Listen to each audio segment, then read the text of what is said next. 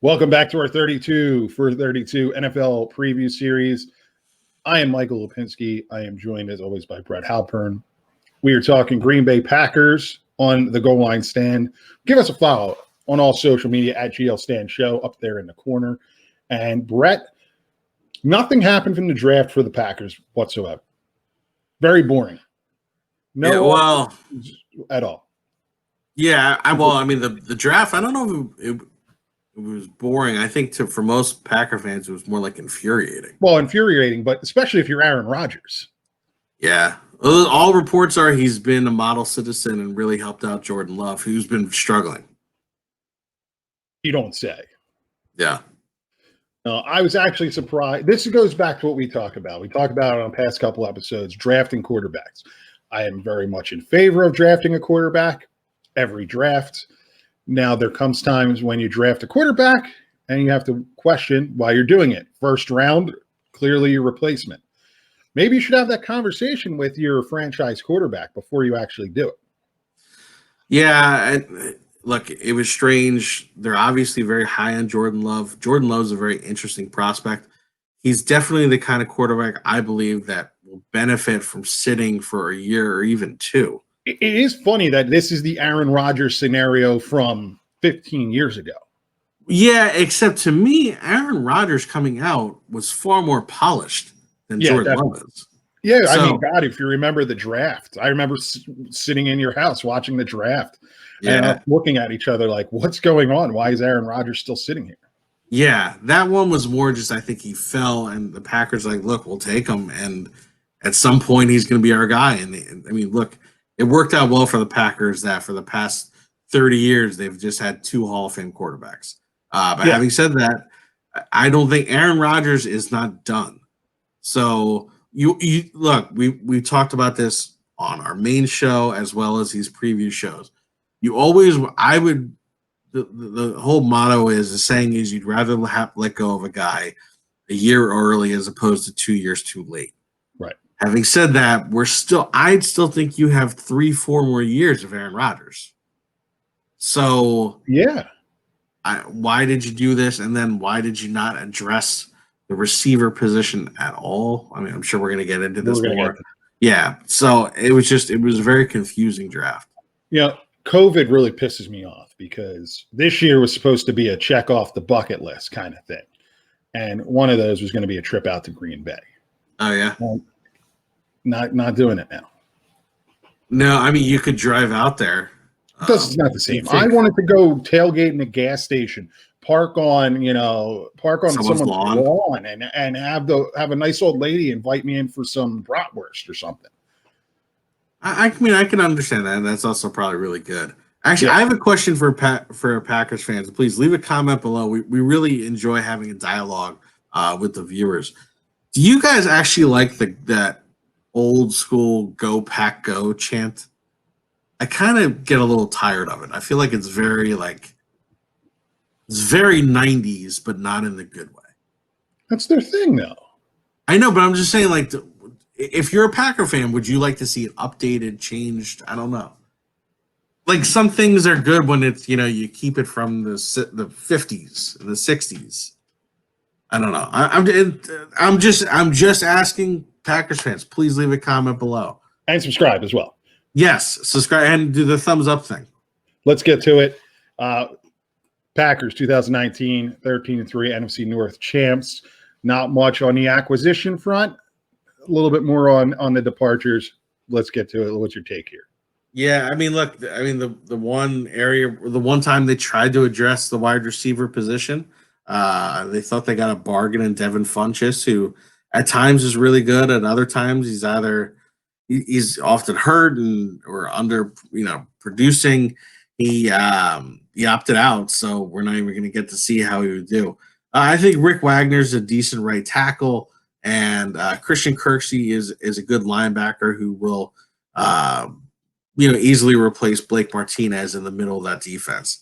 So, with respect to the departures, you have Brian Balaga. That's why the Packers brought in Rick Wagner. Their two linebackers, Blake Martinez and Kyler Fackrell, actually both went to the Giants.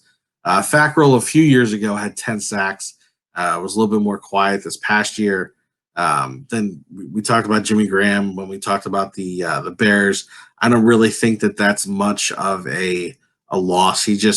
He really didn't bring much to Green Bay, even though most people thought he would. He just the same way he didn't bring much to Seattle. He just his game fell off a cliff. And Geronimo Allison left to go to Detroit, but he also opted out. So it's not like he's actually going to come back to haunt the Packers this season. Yeah, really a lot of nothing from the free agency end for Green Bay. Obviously, Funchess was huge. He's out. It doesn't matter. It's going to be one of our questions when we get to it. But let's take a look at the draft, because this is where things really went haywire in March. I mean, March and April. I know it was a weird time. Yeah. Holy God. We talked about Jordan Love at the top here. They loved him out of Utah State. I just remember Packers fans who, from all accounts, people in Wisconsin are just the nicest people, being really, really angry in a nice way about everything that occurred here. Yeah. Well, so first I would echo your sentiment regarding Packers fans being really good fans. I've heard reports. Giant fans talk a lot about the two playoff games in the past decade or so, where the Giants came in and defeated the Packers, and a lot of the fans that were in attendance that game talk about how the Packers fans were very gracious towards them. So I think that's really cool. But yeah, look, when we did our draft recap show, this was my number one least favorite draft class. Are there a few good players here and there? Yes. It made no sense. Look, you're always really made no sense. There was no building for right now. It's as if yes, they were 13-3 NFC North champs. They were, made it to the NFC Championship game. But you would have thought that this was an undefeated team that could not be touched, and they're just literally building for the future and creating depth. But that's not the case. It was, look, they got beat up in the NFC Championship game. That was not a competitive game. And they also played the Niners earlier in the season, and that was not a competitive game. I think if you were to have the 2019 Niners and the 2019 Packers play 100 times, the Niners win at least 80 to 90 of them, right? So they're way ahead of them. So you would think you need to address certain areas to kind of bolster the team, and they didn't do that. Jordan Love, it may turn out to be a great pick 5 years from now. It just doesn't make sense. Are you willing to? Yeah, or you're starting to jeopardize the last few years of Aaron Rodgers. And you think about it, Aaron Rodgers has only won one Super Bowl. He's also only thrown one touchdown to a first round draft pick. Yeah, it's insane. It is really insane that you have a 13-3 team, and your thought process going into a draft is you're always looking to build for the future, right? Yeah. But there has to be an element of now. Yeah. And we talk how deep this draft was at wide receiver. Holy shit, give your franchise quarterback somebody to throw the football to, for Christ's sake. Yeah. Look, and I'm not a Packers fan, and I'm yelling for you guys. I know Wisconsin people, you're nice. You're not going to yell. I'll yell for you. What the hell? Look, as Rick Moranis said in Spaceballs, we're in now. Everything that's happening now is happening now, right? So you got to deal with now. That's a very good reference by you. Great movie. I know.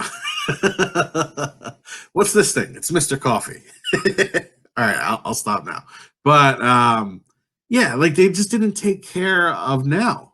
It's players for the future. They said screw now. Yeah, exactly. I mean, look, John Runyon, who he missed the call, by the way, right? Wasn't that the story with him? He What do you missed mean? the call from the Packers called him and he missed the call. Oh, did he really? I don't know. Yeah, Yeah. He was out on the farm. yeah. He was farming the alpaca. Yeah. The Again, one. John Runyon, Jake Hansen, I think are good players who will eventually take their spot along the offensive line. That's a great pick in the 6th round. That's perfect. Yeah. It's Yeah. not Okay. the tail end of their draft. Okay, it's the first. It's the first Jordan 3. Love's not helping you. AJ Dillon, you already have good running backs. And He's frankly, slow. AJ Dillon, I had AJ Dillon in the 4th or 5th round. So you also overvalued AJ Dillon. Josiah DeGuara I had him rated much lower, as did most scouts that I value their opinion. And a lot of that. I mean, I think even Daniel Jeremiah on the broadcast was like, "Yeah, I thought this was going to be like a day 3 pick." So I mean, and he's not overly athletic. You didn't you didn't even draft a wide receiver. No. And this is not a vaunted wide receiver group. No, and the guy you bring in, you don't know that he's going to opt out, so that's neither here nor there. But maybe bring in more than one. Yeah. So yeah, this was just not, to me. This was an uninspired draft class. Which, by the way, it could very well turn into a good draft class several years from now and help them later on. But it did nothing to help them now. Right, and the window's still open. The window is still open for the Packers in the NFC. Everybody that is successful in the NFC, that's a division winner and a playoff team, the window is open. The Niners are good, but they're beatable. Yeah. Everybody's beatable at the top. So now's the time to take your shots. Yeah. We'll get to that at the prediction show on Tuesday. 4 key questions for the Pack in 2020. Not involving Jordan Love, but is this offense more successful will it have more success as a pass first or run first offense? I think particularly last year they started running the ball more, and I thought when Aaron Jones was having a good game, this team was really, I'm not going to say unstoppable or unbeatable, but this team was really good. Because as good as Aaron Rodgers is, he has like no weapons to throw to aside from Devontae Adams, who always goes down with like a turf toe for several weeks at a time. Yeah, exactly. Did the Packers adequately address, we just talked about it, but did they adequately address their skill position needs? No, not at all. And how is it a resounding no? Not even close. They picked up one wide receiver, and it just so happened that he opted out. And frankly, he wasn't even the kind of receiver I thought they needed. I think, bring back a guy like I'm not saying you had to bring back Randall Cobb. More of a slot guy who works the middle of the field, as opposed to Devin Funchess, who's kind of like a Plaxico Burress. He's a big guy. You can get the big ball. Target. Yeah. It will be nice. You hope he doesn't shoot himself in the foot. Thigh. Yeah. But next year it will be Packers fans will be happy that Devin Funchess returns to the team. But again, I think you needed more. You need I think you could pick up a good veteran tight end and just some more receivers. But yeah, so they did not address it. How can this defense improve? I think that they need to. If one thing, the Niner game in the NFC Championship game showed, they really need to become a little bit more stout against the run and just get a little bit more physical. I think their pass defense is decent. They have some good guys in the defensive backfield. They have good pass rush, but particularly right up the middle of the field, that's where they need to get more physical and stop the run.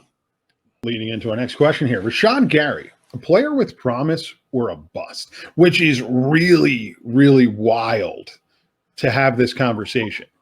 Well, so obviously Packers fans know who he is, but for just our regular football fans who may not be familiar, so to give you the backstory, Rashaan Gary's from New Jersey. He was offered by Rutgers and many other Power Five programs. Yeah. But when he was in 8th grade. Right. The thing about Rashaan Gary, and this kind of showed up a lot in games. This is a guy who went to the when they have, I forget what they call it. So there's the Elite 11, and then there's the camp out in Oregon, whatever that's called. He went and he was amazing. This guy at every regional camp circuit, you know, he's always the best. He's a freak athlete. He's like 280, runs like a 4.6, and you know it shows up sometimes on film. But I've always felt like he's more of a workout warrior than he is a football player. I think the other problem, so there's that, and it didn't. So you know he had a shoulder injury last year. Didn't really show up that much. The other thing is he has 2 really good players ahead of him at his position. So I don't know if they're going to use him properly so that we're going to be able to see, because they have the Smith guy. They're not brothers, just Preston Smith and Zadarius Smith. How much time is he actually going to see on the field where we're going to truly be able to evaluate whether he's a legitimate player or a bust? It's just interesting. The number 1 player in the country coming out of high school. He was legitimately the number 1 guy. Highly touted, coming out of Michigan. I mean, he's a 5-star player, and here we are having this conversation. Packers fans, if you'd like this, hit the subscribe button. Give us a thumbs up. Throw a comment in there. We are going to be doing our big preview show, or prediction show, next Tuesday. So join us here for that. I'm Mike. That's Brett. If you're into daily fantasy, check out thrivefantasy.com. Down at the bottom, scrolling. Deposit $20 or more and get a free $20 when you use code SEC247. We want to hook you up with some free cash and give you the opportunity to win $50K on NFL Week 1. We will be back later on. No, we'll be back tomorrow. NFC East. We're kicking it off with the Washington team that has no name. Yeah. See you later.